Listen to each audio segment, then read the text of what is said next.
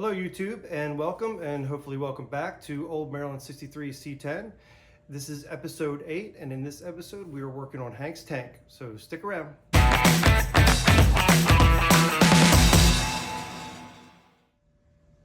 So before we get started, just a few things. Spring has sprung here in Maryland, and I'm sure by the time this video comes out we will be officially into summer. So spring around here, we're planting gardens, building greenhouses, taking care of yards, fields, and pastures. So it's been a while since I made a video, so we are ready to get back into working on Hank and hopefully make some more steady progress. I do want to say, I want to really say thank you to the over 300 subscribers I have now. I really didn't think I'd have 30, much less 300. So those of you that have subscribed to the channel, I really appreciate it. Kind of gives me a positive feeling about keeping moving forward with this project. I've been anxious to get back to it. Again, been away for a couple months, so I'm glad to be back into it. So again, just a thank you to those of you that have subscribed. If you're new to the channel, I'm going to put a link to the first video in the description, so in case you want to go back to the beginning, because again, this is episode 8. So just to catch up a little bit, last time we finished up the exhaust and I have everything tack welded in place. So in this episode, we're going to mock up the tank, which would be basically the last thing before we strip everything down and start to refinish the chassis. So let's see what we have as far as parts and what we're going to put in the truck. Okay, so let's get started with the tank. So we have a tank that mounts up to the underneath of the bed, comes with the sending unit and the washer or the gasket, whatever you want to call it, to attach the sender.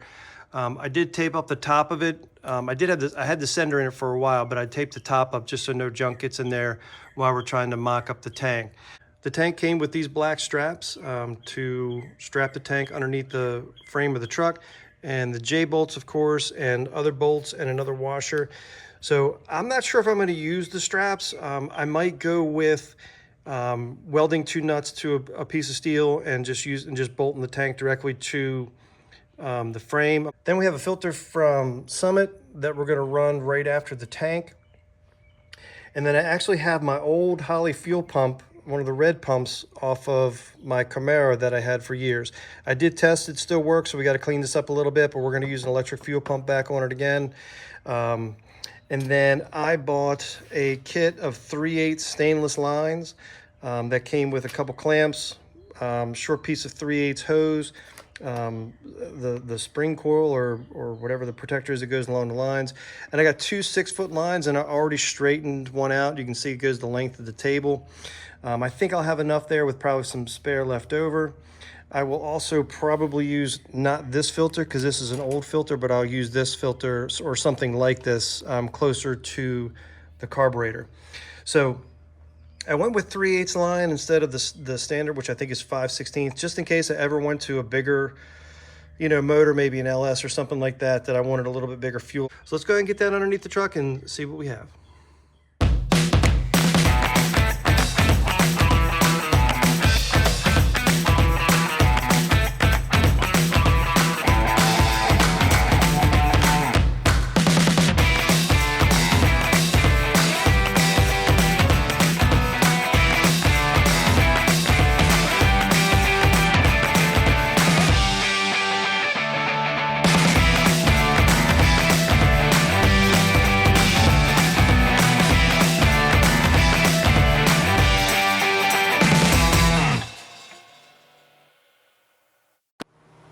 Okay, so we have the tank up underneath the truck, and you can see the holes for the tank match up exactly with these holes in the frame.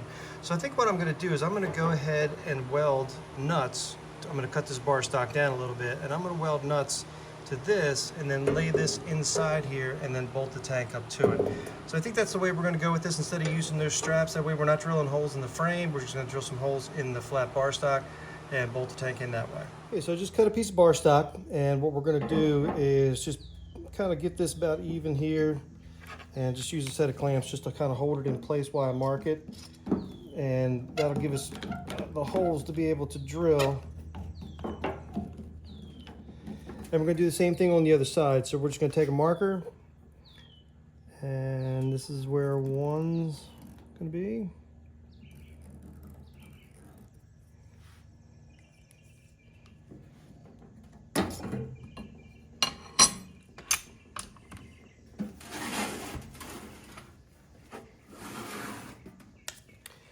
And look for the center. It doesn't have to be perfect because I'm going to make the holes a little bit bigger than the bolts just to give it a little bit of play.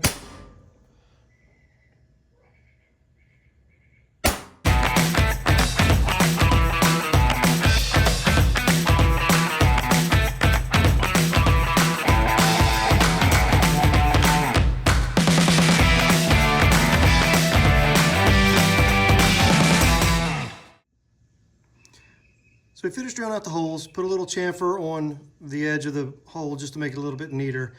This one's for the other side. So what I started to do on this side is went ahead and attached the steel underneath the tank, just clamped it down real quick. The holes are pretty close. I might have to do some ovaling out on the frame, but they do work here. So what I'm doing is I'm just putting the bolts in to get the holes centered, try to feel to make sure the bolt's kind of in the center. Again, so that there's a little bit of play. Taking the nuts and just screwing them down.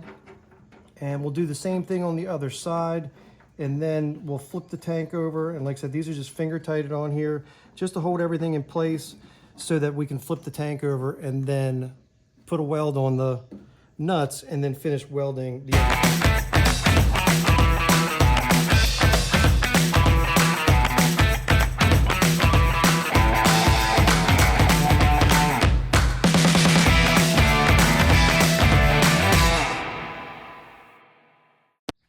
Okay, so here's the piece. I ground down the welds a little bit because I'm, again, learning how to weld a little bit better. Shot it just with some black paint just to be able to put some coating on it for right now. So we're gonna go ahead and sit this down and see how close we are. As you can see, the holes are right there. So we're gonna go ahead and put our bar in. And then they look like they're pretty close. So let me get the nuts and we'll see if we can get this one tightened up. Okay, so we got the tank bolts in. You can see they came through okay on that side. This side I think gets a little bit better look over here. So you can see the black bars that we have down in there and the bolts coming up from the bottom. And from the underneath, pretty straightforward. Just the two bolts there. And we'll eventually paint all this, get it cleaned up when we're ready to install it for, or permanently. So tank's in. So the next step is starting on running the lines. I'm gonna start bending the lines, and I think I'm gonna work from the motor back to the tank. So I went ahead and pulled the original line out, and it's just kind of clamped to my workbench here a little bit, just to kind of hold it in place. And I have the 3/8 stainless line laying next to it. And I kind of want to see what I have left over, because I have to route lines for the fuel filter and my fuel pump. And if I have to make some pretty sharp bends, I'd rather, bend it with the tubing and then attach rubber hoses instead of trying to make rubber hoses make sharp turns. So we're gonna get a bender out. I've heard stainless is pretty challenging to bend around, so we're gonna give it a try and see what it looks like. I will probably leave a little bit longer end on this end because I want to eventually put a barb like that basically on it in order to stick the rubber hose on. So I think this might be a little bit too big if I just leave the double flare on it.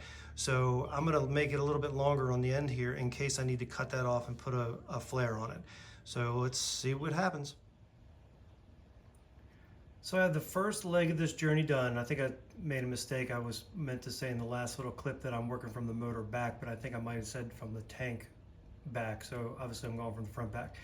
I left this first little stub pretty long because I want to be able to adjust it or rebend a little bit and then flare it once we get to the point that we're hooking up the carburetor.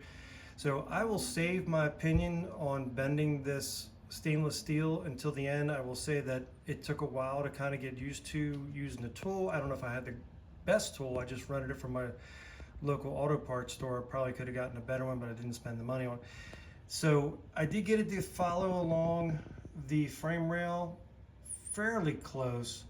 I did struggle with trying to get that bender to work, and I will say my bends are not that pretty. I'm not sure if the camera's picking them all up, but I don't feel like they're very pretty compared to some of the ones I've seen.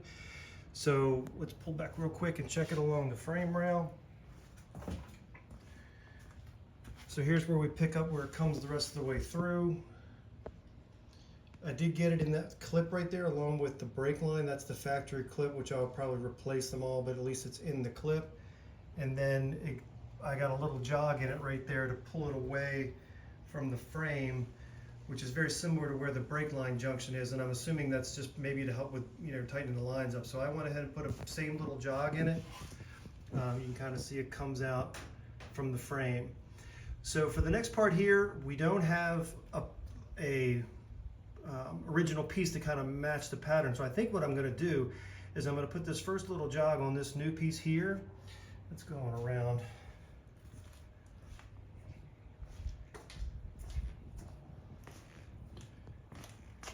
So what I'm going to do is I'm going to put that same jog on this piece to bring it out and then back into the frame.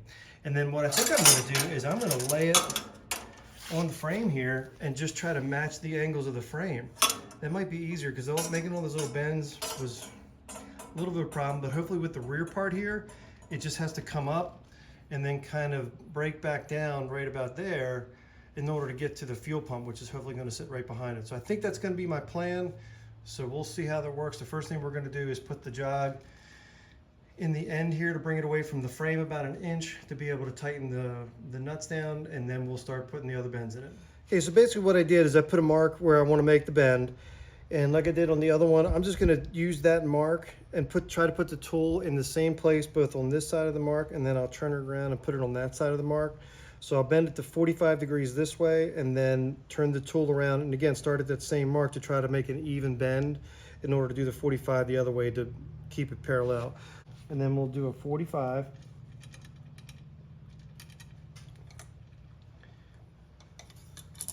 And then we'll basically turn the tool around.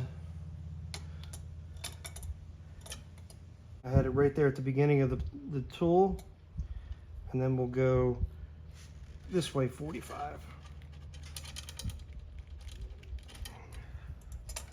Okay, and that should give us this little jog to be able to put the bolt in. So let's take it over the truck and see what happens. Okay, so I got the fitting pretty close to where the junction is inside the frame here. And as you can see, the frame starts to break up here. So this is where we need to make this first bend. So I made a mark here on the line, and I'm going to stay on this side of the bend to give me a little bit of clearance, a little bit of play in case it's going to got to move this way or this way or that way. But we're going to go ahead and put this bend in and see if we can get it to the next part, and then put the next bend in. Okay, we made this first bend right about there at the bed mount. You can see it kind of follows up the frame in a pretty good spot. Now what we need to do is the frame also, let me pull back a little bit. The frame also kind of bends out a little bit right about here. So we got to put a bend in it, pulling it away from the frame. And right now I have it kind of clamped to the frame a little bit where it's going to be. So I think I'm going to try to make that bend again, but almost right at that bed mount. I'm going to try to do it while it's on the frame of the truck, just so I can kind of eyeball it as it goes. So let's try that. Okay, so you can see the jog we put in the back side, how it bolts up to the block right there, or the junction block. Comes back underneath the cross member. I got it following along pretty close to the factory brake line. Then it bends up to go up that side of the frame, and then it starts to bend down a little bit more to come out on the back side here. So in this space here is where I think I'm going to put the fuel pump. I'm going to try to mount it on this frame rail, maybe right over top of the axle or pretty close to it. Get it to be able to tuck just below the bed. I was hoping I was going to have a little bit more line left over than I do. It's about another 6 inches on the other side of this last frame rail here, because what I'm thinking I might do is mount the fuel filter here, and I wanted to bring a piece of stainless, attach it to here with a piece of rubber, and then bring the stainless through, and then maybe back to here to hardline it, and then rubber connection to the filter, then rubber connection to the pump, and then rubber connection to the steel fuel line. But I'm not sure if I'm going to have enough steel left over. We're going to find out. So right now we're going to switch and try to figure out how we're going to mount the fuel pump into this space, and then finish doing the line. Okay, and so considering where I want to mount the fuel pump, I want to put the fuel pump somewhere in here. I've got the filter obviously just clamped in here real quick, just to be able to kind of get an idea where it's going to sit. I have to make sure that this flange here is below the bed. We'll talk more about the filter when we get to it. So I need to make up some kind of sheet metal or some kind of bracket to be able to mount the pump, because it's obviously not going to sit in the frame, so it's got to sit kind of flush with it. So I'm thinking about just taking a piece of sheet metal, bending it into a U, being able to bolt it here, bolt it underneath, and bolt the pump to it. So just taking a few measurements. So the bracket for the fuel pump is just under 4 inches, so we're going to make it 4 inches wide. And then space between the frame, maybe 4 1/4, 4 1/2 down there. So we'll say 4 1/4. Now the other interesting part is the frame kind of comes up here and then starts to duck down here.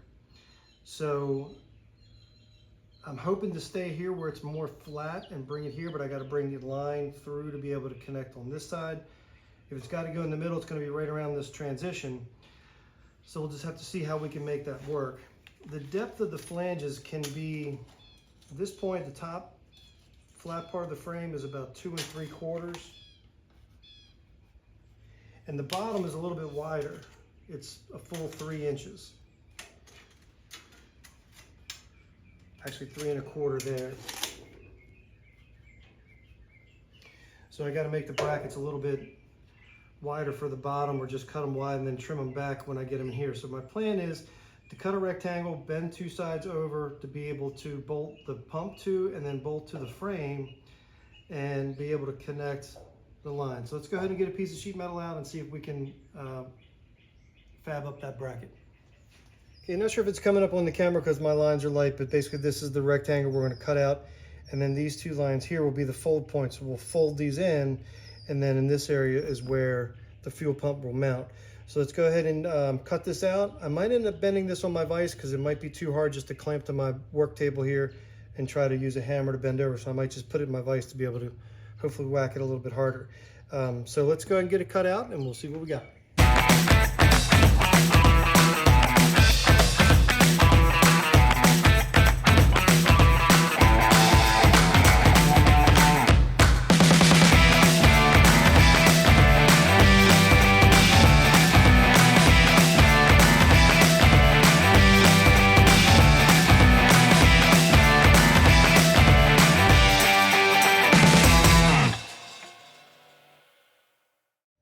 Okay, so we got the bracket in and bent it in order to fit between the frame rail.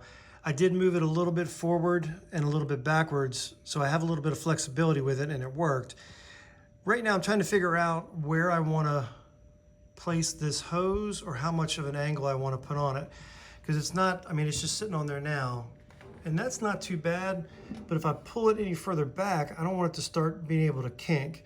So even if I bring the stainless steel line, you know, more this direction here, I might be okay. So if I just bend it over this way and angle it towards here, it might be better off.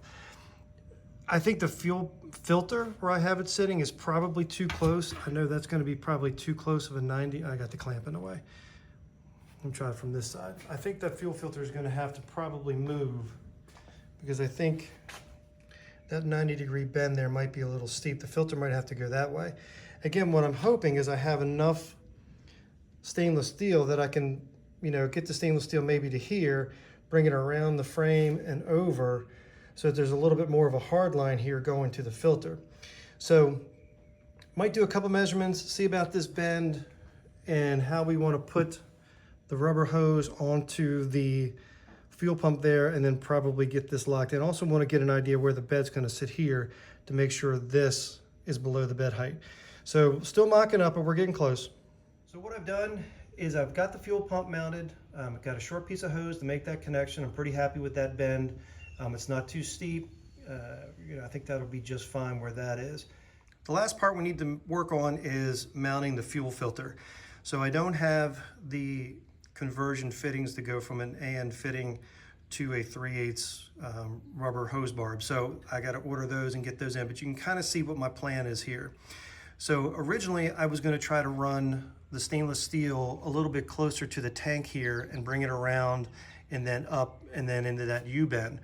But what I decided to do was to put a clamp, or put a junction, if you will, put a clamp right here. Let me get the fuel pump wired right here, because this would be a lot easier to take off if I have to disconnect it and remove the tank for whatever reason than trying to get that hose clamp off, or one that's tucked up in here somewhere near the frame.